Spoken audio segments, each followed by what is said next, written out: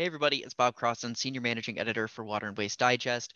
And throughout February, we're going to be talking with some of our authors from the February 2021 issue of Water and Waste Digest. Today I have with me Oliver Lawal. He is CEO of Aquasense and the immediate past president of the International Ultraviolet Association.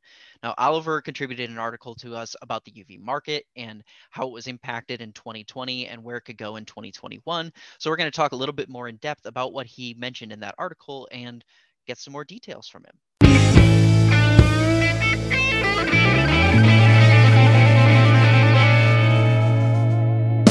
So Oliver, thanks so much for being on the call. We appreciate you taking the time today. No problem. Yeah, so first things first, obviously the pandemic is just number one impact on basically everything in 2020. You touched on it for the UV market in your article. Could you explain some of the effects that the pandemic had on the UV market and how that impacted even the water and wastewater? Because you guys are in multiple verticals, not just that one. Yes. So, I will say I actually caught it early in March and I had a month off and I was pretty sick. So that it really hit home personally quite early on. But yeah, I think it hit some really several areas. One is the human resource aspect. So, we're producing products that are for infection control, whether they be for water treatment, for air, for surface, and just keeping a factory running in the middle of pandemic is not trivial. We've had people go out and we have to very, very careful quarantining, very careful kind of management of staff so that we don't have everyone catch it at once, or ideally not catch it at all. And so that element is complicated. General supply chain, general shipping, transportation, timings. Early on we saw our Asian suppliers struggle as they had a shutdown. We saw European suppliers then shut down and just not ship things for a month. And then just the whole shipping costs and things like that. So there's just the complexity of getting things in the right place at the right time. All at the same time when the demand for infection control across the board increased rapidly. So you see this demand massive increase, and then your ability to deliver and meet that demand really complicated. And so it's been really, really difficult. But clearly there's been industries that are, decimated. So I don't want to kind of come across as kind of like a whiner, but, thankfully we have seen growth, and I'm not unhappy about that, but it's not been easy. It's not for 1 second is it like printing money. It doesn't feel like that. It feels difficult. Yeah. Well, one of the things that I found most striking and really interesting that you mentioned was kind of that how different verticals were competing for each other for those limited resources there, and then how new people were trying to enter the marketplace because they saw the opportunity for business, and just the challenges that then stresses on everyone who's already in that market. Because you talk a little bit about kind of like how all those competing forces kind of worked in 2020, and is that something you're expecting to happen to continue in 2021? Yeah, honestly, I think the predictions are very, very difficult. Water and wastewater has been the core of UV. That has driven UV technology, those applications in water reuse, whether it be municipal or residential or commercial. That's been the core of the technology. But then, of course, the realization that this is a pathogen that is transmitted through air and potentially on surfaces, that of course has then shifted the demand, whether that's the demand from a consumer or a large corporation or an entrepreneur, they'll say, oh, this is a solution. But of course, the UV market was, let's say, still growing, but stable. But now if you say, oh, I want all that technology in this massive growth area, growing, I don't know what percent for air and surface, 1,000%, I don't know, but grow massively. So then all the suppliers that make these lamps, they've got a factory, they're churning these out at, let's say, factory X is churning these out 10,000 a day. And suddenly 50 new suppliers come and say, hey, I'd like 500 of those. Yeah, but I can't just double my factory for making lamps. Right? That's not overnight. That's not going to happen. So it's been very complex at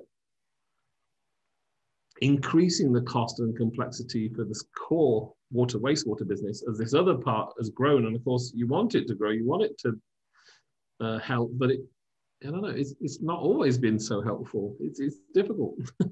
Yeah, yeah. It's a major balancing act to make sure that all of these pieces line up, and it's not, and it's hard too because everything has some different level of priority depending on when it comes in and the issues that you're dealing with, and obviously the medical stuff this year I'm sure took a lot of priority away from water wastewater, even though water wastewater is just as important as fighting things as the medical field is.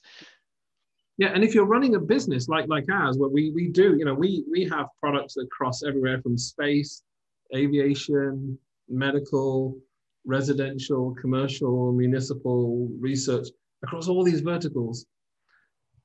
What we don't want to do is not service our, let's say, our business for drinking water coolers. We don't want to say, oh no, we can't help you because we've got this restaurant that wants all this. Well, we want to, of course, help everybody.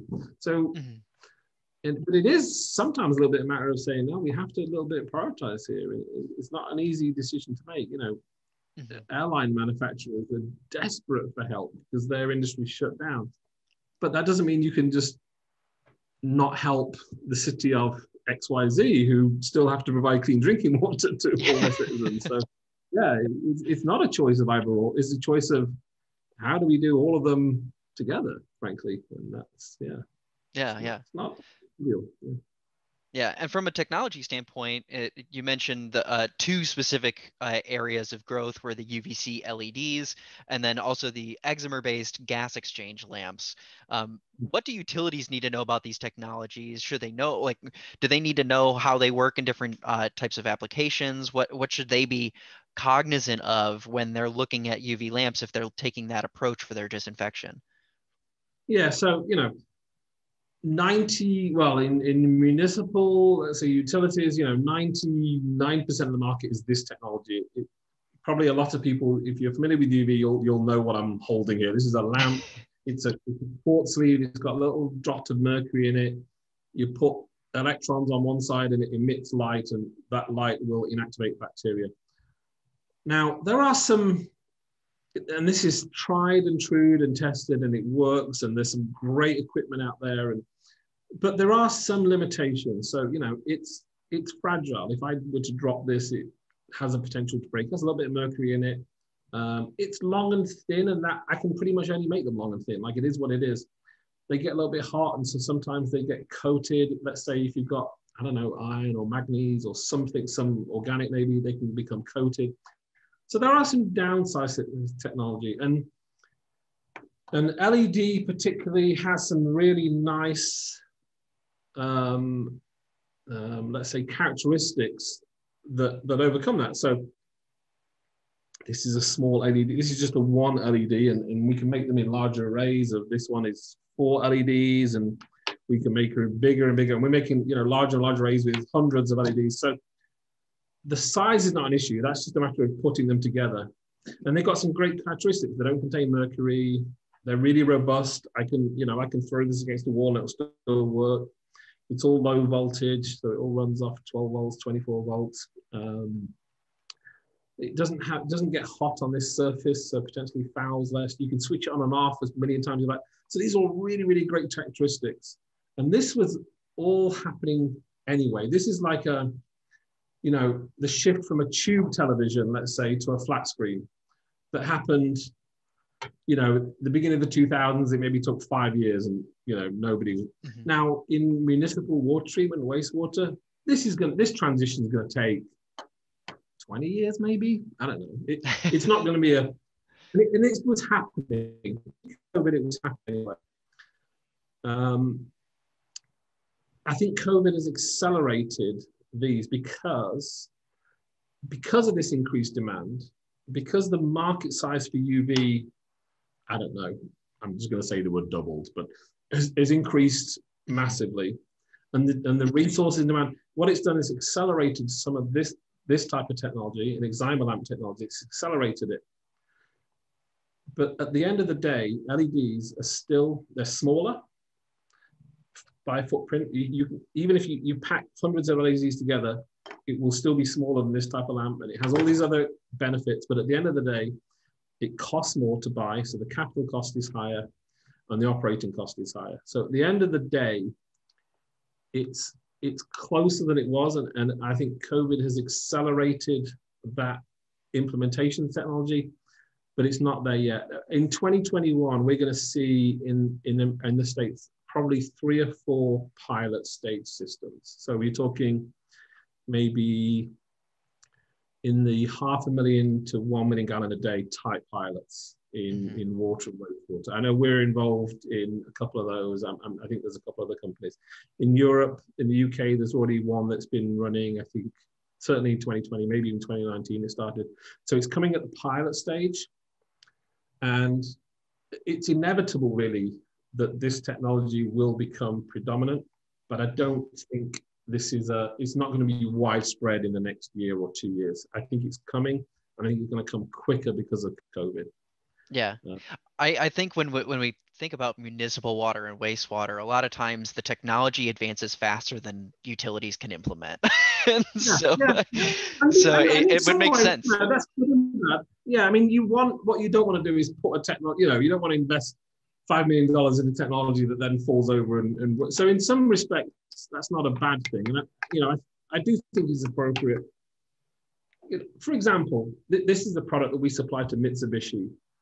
They're using this it's a distributed, so this is actually for grey water reuse in Japan. You do about 10,000 units a month, so it's a reasonable size market, hundreds of thousands a year for residential homes in Japan. And it's basically reusing grey water. Now, we can implement this on a large scale, and I'd say 100,000 units a year is a relatively large scale, and make this reliable at this size. And we've got to get really, really good at doing this.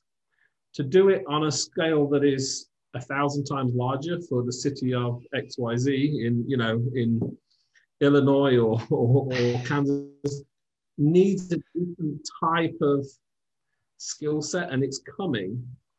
But what we don't want to do is kind of preempt that, put something in and it's not tried and true and falls over or whatever. So there is some regulatory elements to that.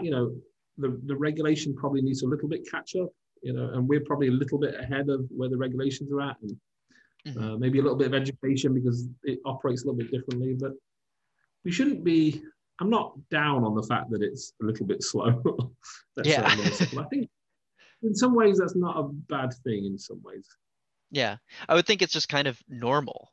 That was kind of more of what I was getting at. It's just you could be upset about it, or you could just say, okay, this is what it is. Let's plan for that. And I think that's how I feel about it. So. Yeah.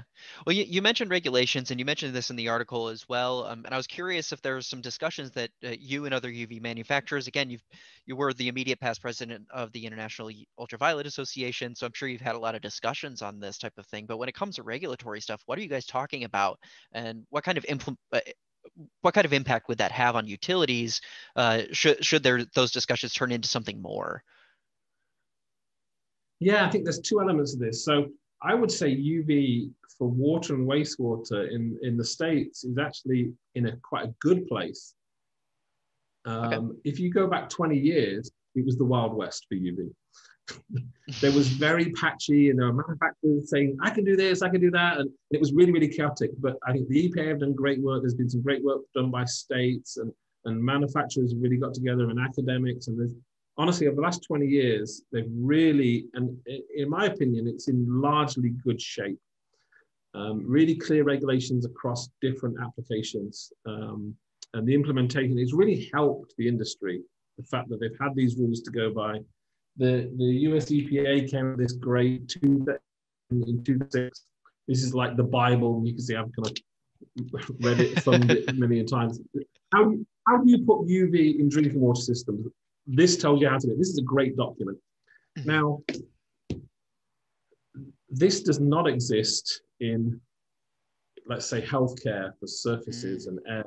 And so as this COVID's grown and this market's grown, it's the Wild West again. And they're going, I don't know how to implement this stuff. And there's manufacturers saying, I can do this and I can do that. And honestly, it's a hot mess.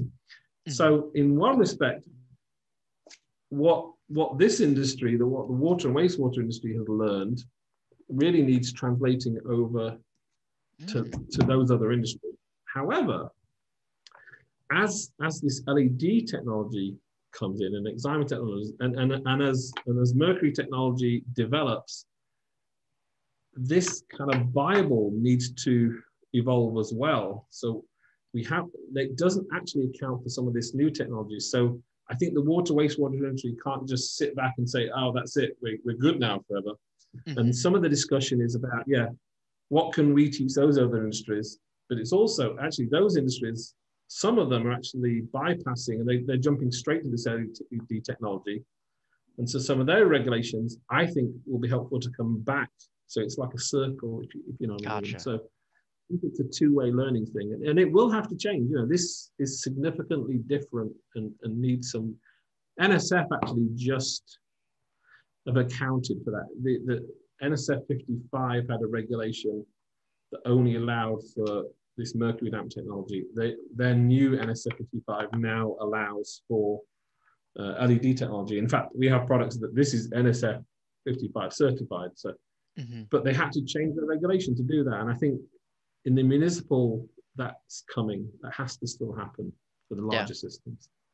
Awesome. Well, we do appreciate you taking the time, and glad to know that you got better from COVID. Gosh, that must have been a crazy moment for you earlier on last year. So glad to know you're healthy.